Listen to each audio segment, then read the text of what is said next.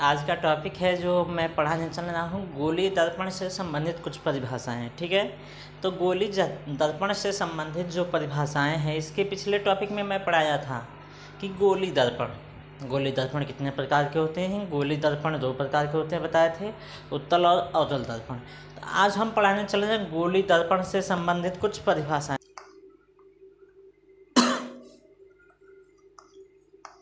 गोलीय दर्पण से संबंधित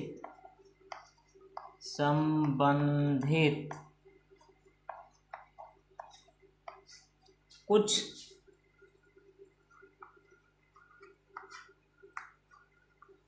परिभाषाएं। तो गोलीय दर्पण से संबंधित कुछ परिभाषाएं, आइए आज हम लोग समझते हैं। ठीक है, तो गोलीय दर्पण से संबंधित कुछ परिभाषाएं जैसे हम पढ़ेंगे, मुख्य अक्ष, दर्पण का द्वारक, वक्रता त्रिज्या, वक्रता केंद्र, फोकस दूरी, फोकस तल, दर्पण का ध्रुव, यही सब पढ़ेंगे।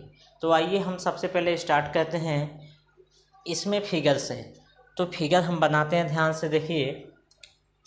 सबसे पहले इसके पिछले टॉपिक में मैं अवतल और उत्तल दर्पण पढ़ाया हूँ, तो यहाँ पे उत्तल को ना लेकर हम अवतल से ही आपको समझाते हैं। ठीक है, यहाँ पे ध्यान दीजिए, फिगर में यह कांच का खोखला गोला है जो जैसे हम बताए थे, इसके एक साइड पे पॉलिश या पेंट कर दिया गया है। ये पॉलिश या पेंट किसका है? लाल ऑक्साइड या सिल्वर का पॉलिश या पेंट होता है। ठीक है, वन साइड पेंट है, हम खींच लिए। ठीक है, अब देखिए यह गोले का कटा हुआ है, तो गोले से कटा हुआ है या कांच का खोखला गोला जिसके एक तल पे पॉलिश है, खोखले गोले से कटा हुआ है, तो इसका सेंटर ऑफ कर्वेचर होगा यानी वक्रता केंद्र होगा सी। जानते हैं वक्रता केंद्र से और इस दर्पण के पृष्ठ तक की जो दूरी होती है उसको हम कहते हैं वक्रता त्रिज्या, यानी आर से लिखते हैं। ध्यान से देखिए, एक कांच के खोखले गोले का कटा है, पेंट हुआ है, तो इसके ऊपर वाले कोण को हम M1 लिखेंगे और नीचे वाले को M2 लिखेंगे। यहाँ पे जहाँ पे लाइनिंग मिल रही है, यहाँ पे एक पॉइंट को हम मान लेते हैं, उस पॉइंट को हम P से लिखते हैं, P यानी पोल। ठीक है, अब ध्यान देना, इस C और P के बीच में एक पॉइंट लेते हैं कैपिटल F, इसको मुख्य फोकस कहते हैं, और फोकस से पोल तक के दूरी को हम कहते हैं फोकस दूरी, इसको F से लिखते हैं। तो सबसे पहले हम डेफिनेशन को स्टार्ट करते हैं, ध्यान से देखिए। ठीक है, तो ये फिगर देखिए, और मैं सबसे पहले सेंटर ऑफ कर्वेचर से स्टार्ट करता हूँ। तो पहला हेडिंग इसका जो होगा, ध्यान से देखिए, पहला होगा वक्रता केंद्र। क्या होगा? वक्रता केंद्र, यानी सेंटर ऑफ कर्वेचर। वक्रता केंद्र किसे कहते हैं? जिस ध्यान से समझिए, यह दर्पण जिस गोले से कटा हुआ है उस गोले के केंद्र को हम क्या कहेंगे? वक्रता केंद्र कहेंगे। या ऐसे कह सकते हैं कि दर्पण के केंद्र को वक्रता केंद्र कहते हैं। इसको लिख सकते हैं दर्पण के, इसको एकदम इजी लैंग्वेज में शॉर्ट करके लिख सकते हैं, दर्पण के केंद्र को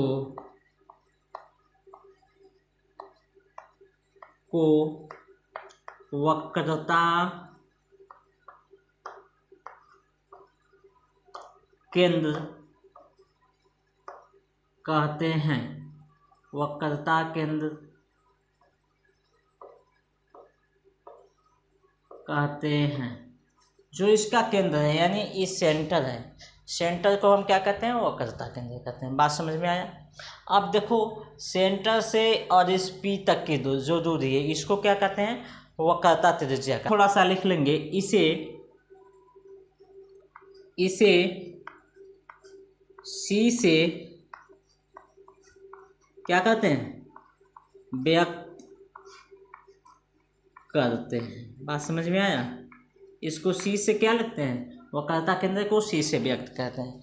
अब दूसरा हेडिंग आपका जो होगा उसको देखिए, दूसरा हेडिंग होगा वक्रता त्रिज्या। इसको क्या कहते हैं?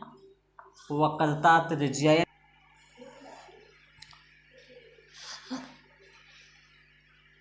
तो आप लोग ने वक्रता केंद्र को समझ लिया। वक्रता केंद्र के बाद आप वक्रता त्रिज्या को समझेंगे, ठीक है। तो वक्रता त्रिज्या को ध्यान से समझिए, यानी दर्पण के केंद्र से ए पी है ना पोल, इसको ध्रुव कहते हैं। यानी दर्पण के केंद्र से ध्रुव तक की दूरी, यानी सी से पी तक की दूरी को हम क्या कहते हैं? वक्रता त्रिज्या। तो इसको लिखते हैं, ध्यान से देखिए, इसको लिखेंगे वक्रता केंद्र C से ध्रुव P तक की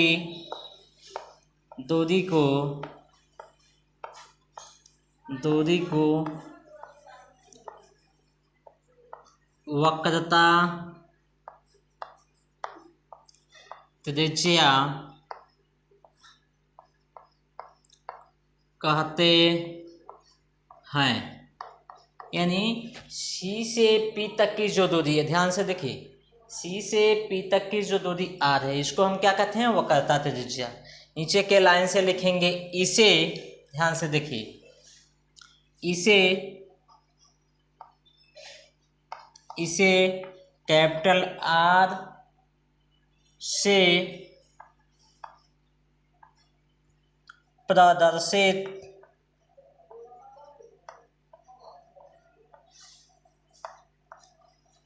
करते हैं। वक्रता त्रिज्या को कैसे लिखते हैं? कैपिटल आर से लिखते हैं। वक्रता केंद्र वक्रता त्रिज्या के बाद हम बताते हैं इस पी पॉइंट को ध्रुव किसे कहते हैं। तो ध्यान से समझिए, हेडिंग लिखेंगे ध्रुव, यानी हेडिंग तीसरा लिखेंगे ध्रुव, जिसको कहते हैं पोल, अंग्रेजी में इसको पोल कहते हैं। लिखेंगे, ध्यान से देखिए, इसको लिखेंगे, दर्पण नहीं लिखेंगे, परावर्तक तल के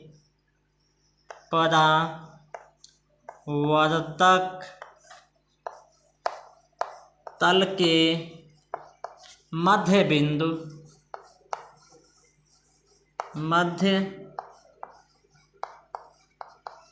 बिंदु को ध्रुव कहते हैं। क्या कहते हैं? ध्रुव कहते हैं। यानी ध्यान से देखिए, यह जो दर्पण है इसका पूरा तल कैसा है? परावर्तक है। और इस जो दर्पण का मध्य बिंदु है, यानी इस पॉइंट को, यहाँ पे एक बिंदु, इस जो मध्य पॉइंट की बिंदु है, इसी बिंदु को हम क्या कहते हैं? यानी परावर्तक तल के मध्य बिंदु को हम क्या कहते हैं? ध्रुव कहते हैं। लिखेंगे इसे, ध्यान से देखिए, इसे P से व्यक्त करते हैं। क्या कहते हैं? P से व्यक्त करते हैं। बात समझ में आया? बात समझ में आया? अब देखिए, 3 हेडिंग बता दिए, वक्रता केंद्र, वक्रता त्रिज्या, ध्रुव। अब आपको बताएंगे इसके बाद चौथा जो होगा वो होगा मुख्य अक्ष, ठीक है। अब मुख्य अक्ष किसे कहते हैं? ध्यान से देखिए, मुख्य अक्ष किसे कहते हैं? जो ये लाइन है सी से एफ से होते हुए पी तक मिली है, यानी सी से पी तक जो लाइन मिली है, सी से पी तक जो लाइन मिली है, इस लाइन को हम कहते हैं मुख्य अक्ष। तो लिखेंगे वक्रता केंद्र से, ध्यान से देखिए, इसको लिखेंगे वक्रता केंद्र से ध्रुव तक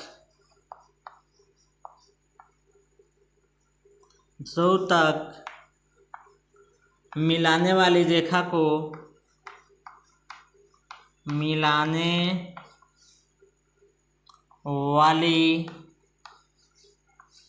रेखा को क्या कहेंगे, इसी रेखा की बात कर रहा है, मुख्य अक्ष कहते हैं। मुख्य अक्ष कहते हैं। बात समझ में आया? इसको क्या कहते हैं? मुख्य अक्ष कहते हैं। तो इसको आप लोग नोट करिए, ठीक है। पांचवा जो बताने चले इसको ध्यान से देखिए। पांचवा है दर्पण का द्वारक, जिसको अपर्चर आप में इंग्लिश में कहते हैं। दर्पण का द्वारक, ध्यान से देखिए। M1 से M2 तक का ये जो डिस्टेंस है, ध्यान से देखिए, M1 से M2 तक का जो डिस्टेंस है, यानी इसका जो डायमीटर है, इस दर्पण का जो व्यास है, उसी को हम क्या कहेंगे? दर्पण का द्वारक कहेंगे। इसको लिखते हैं, ध्यान से देखिए। दर्पण के व्यास को, दर्पण के व्यास को दर्पण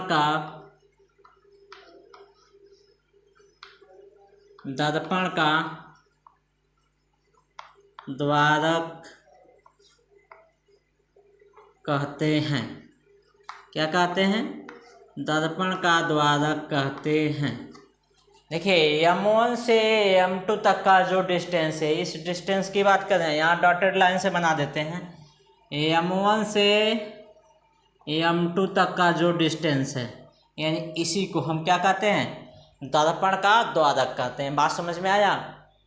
इसके बाद छठवां पॉइंट हम बताते हैं, मुख्य फोकस। ध्यान से समझिए, मुख्य फोकस किसे कहते हैं। देखिए, मुख्य अक्ष के समांतर चलने वाली प्रकाश किरण परावर्तन के पश्चात जिस बिंदु पर इस मुख्य अक्ष को काटेंगे या जिस बिंदु पर मुख्य अक्ष से मिलते हैं, उस बिंदु को क्या कहते हैं? मुख्य फोकस कहते हैं। तो लिखते हैं, ध्यान से देखिए। मुख्य अक्ष के समांतर, मुख्य अक्ष के समांतर चलने वाली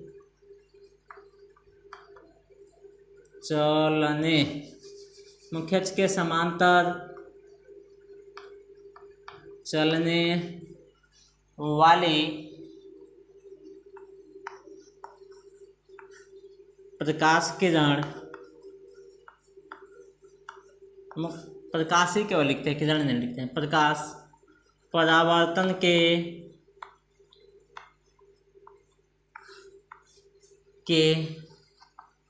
पश्चात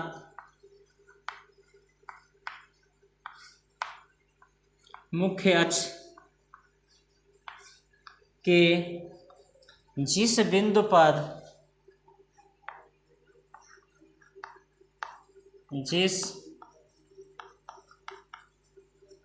पर मिलती है,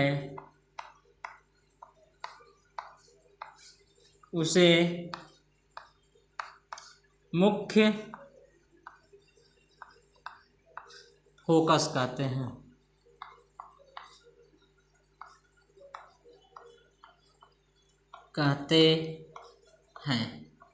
उसे क्या कहते हैं? मुख्य फोकस कहते हैं।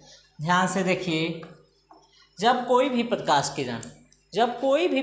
किरण ऐसे मुख्य अक्ष के समांतर चले, यानी जब इसके बाद हम जो ही टॉपिक पढ़ाएंगे अभी बात समझ में आएगा। कोई भी प्रकाश की किरण ऐसे मुख्य अक्ष के समांतर चले और यहाँ पे टकराने के बाद कहाँ से होकर जाए? इसके फोकस से, यानी जहाँ ये टकराने के बाद ये मुख्य अक्ष को जिस बिंदु पर काटे, यानी जिस बिंदु पर मिले, यही लिखवाए हैं। परावर्तन के पश्चात मुख्य अक्ष के जिस बिंदु पर मिलती है उसे मुख्य फोकस कहते हैं। यानी यहाँ से किरण चली, परावर्तन के पश्चात इस जो व्हाइट कलर की लाइन यहाँ पे दिख रही है, इसके जिस बिंदु पे रेड कलर वाली लाइन मिल गई, यानी हम मान लेते हैं यहाँ पे मिल गई, तो इसका क्या हो गया? मुख्य फोकस है। इसको कैपिटल F से लिखते हैं। लिखेंगे इसे कैपिटल एफ से व्यक्त करते हैं बात समझ में आया। इसको कैपिटल एफ से व्यक्त करते हैं। इसके बाद आता है फोकस दूरी, यानी ध्यान से समझिए फोकस दूरी किसे कहते हैं, यानी फोकस से लेकर एफ से लेकर पी तक की जो दूरी यानी स्मॉल एफ, मुख्य फोकस से ध्रुव तक के बीच की दूरी को फोकस दूरी कहते हैं। हेडिंग लिखेंगे 7वां, ध्यान से समझिए, फोकस दूरी, इसको अंग्रेजी में फोकल लेंथ कहते हैं। फोकस दूरी इसको लिखेंगे मुख्य फोकस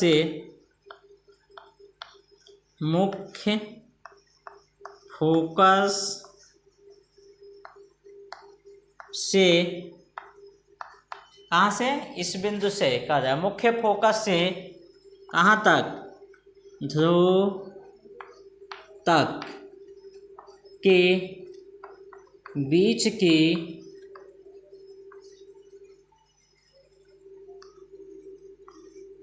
दूरी को फोकस दूरी कहते हैं। फोकस दूरी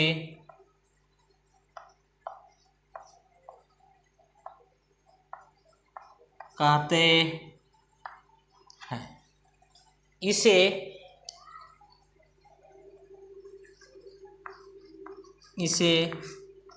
स्मॉल एफ से व्यक्त करते हैं, और इसके लिए एक फार्मूला होता है।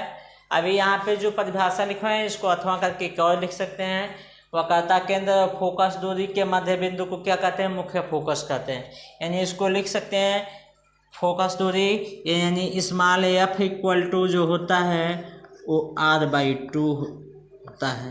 यानी जो फोकस दूरी होती है वो वक्रता केंद्र की आधी होती है। सेंटीमीटर में फार्मूला नोट कर लीजिए, ठीक है।